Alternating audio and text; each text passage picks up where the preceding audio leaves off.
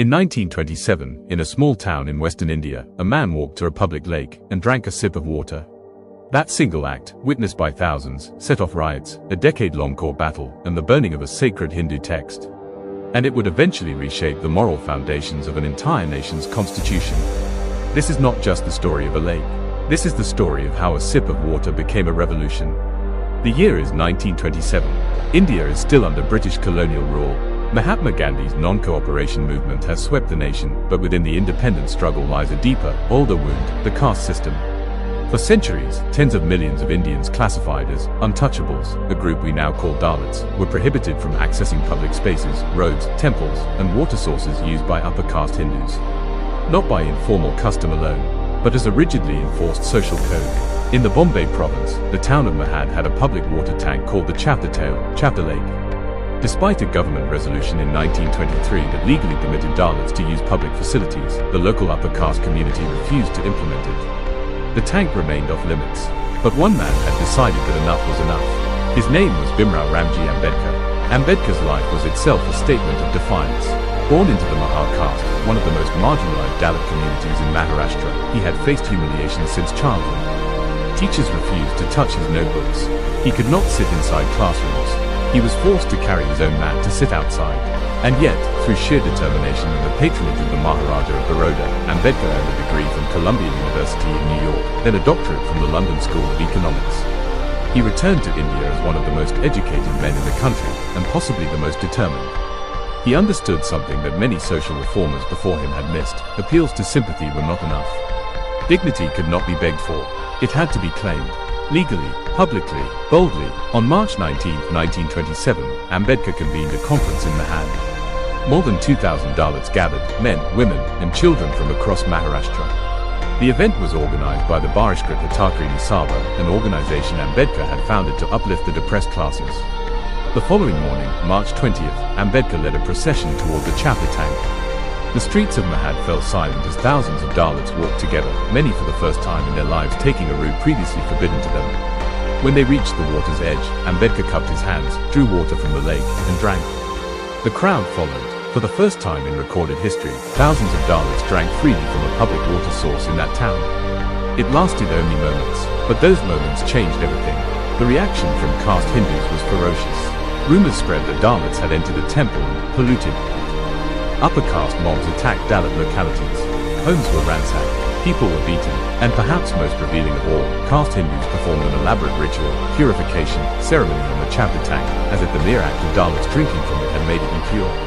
Ambedkar's response was measured and powerful. We are not fighting for the right to drink water. We are fighting for the right to be human. The upper caste community then took an extraordinary legal step. They filed a court petition arguing that the Chapter tank was not a public facility, that it was private property, and therefore Dalits had no legal right to access it. A court injunction was obtained, and Ambedkar, ever the constitutionalist, chose to respect the legal process. He called off a planned second march to the lake, refusing to violate a court order even when he believed it was unjust. But he would not leave Mahad without making a statement that would echo through history. On December 25, 1927, the second Mahad conference was held. Ambedkar could not march to the lake, but he could attack the ideology that justified its exclusion. The Manusmriti, an ancient Hindu legal text attributed to the sage Manu, had for centuries been used to codify and justify the hierarchical caste order.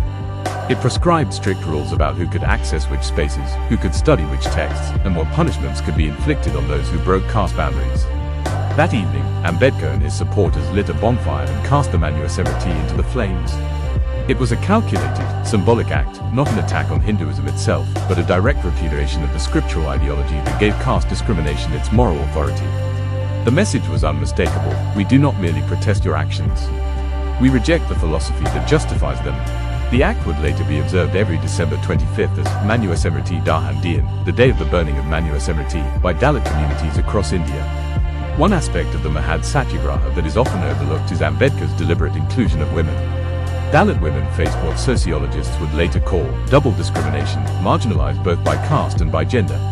Even within Dalit communities, women were expected to follow subordinate roles and display visible markers of their low caste, including restrictions on how they wore their saris. At Mahad, Ambedkar addressed the women directly. He urged them to discard customs that marked their subordination, to dress as they chose, to walk as they chose. Upper caste women in the audience, sympathetic to the cause, helped Dalit women adjust their saris in the style worn by higher caste women. It was a small act, but in 1927 India, it was radical. Ambedkar understood that caste annihilation was impossible without the liberation of Dalit women. He was, in this sense, decades ahead of his time. The court battle over the Chavda tank dragged on for a decade. In 1937, the Bombay High Court finally ruled in Ambedkar's favor. There was no valid legal custom that permitted the exclusion of Dalits from public water sources. The tank was declared open to all, 10 years, for the right to drink water from a public lake. But the Mahad Satyagraha had already achieved something no court order could deliver. It had transformed the psychology of an entire community. The Dalit movement, previously fragmented and localized, now had a founding moment, a shared memory of collective assertion. A new political consciousness had been born. Here is what most history textbooks miss about the Mahad Satyagraha. It was not merely a protest against a water tank. It was the first full articulation of the philosophy that would become India's constitution. At Mahad, Ambedkar spoke explicitly of liberty, equality, and fraternity, the ideals of the French Revolution, but rooted them in Buddhist ethics of dignity and compassion. He argued that civil rights must precede political rights, that a nation cannot call itself democratic while millions of its citizens are denied access to public spaces. When Ambedkar later became the chief architect of the Indian Constitution in 1950, the fingerprints of Mahad were everywhere. Article 17 abolished untouchability. Article 15 prohibited discrimination in access to public utilities. The preamble itself enshrined the values of liberty, equality, and fraternity. The sip of water from Chavda Lake flowed, eventually, into the ink of the Indian Constitution. In 1927, they fought for the right to drink water. Today, that battle continues in different forms, in access to education, employment, political representation, and justice. But the lesson of Mahad endures. The most powerful revolutions are often not fought with weapons. Sometimes, they begin with a single act so ordinary, and so deliberately denied, that performing it publicly becomes the most extraordinary thing in the world.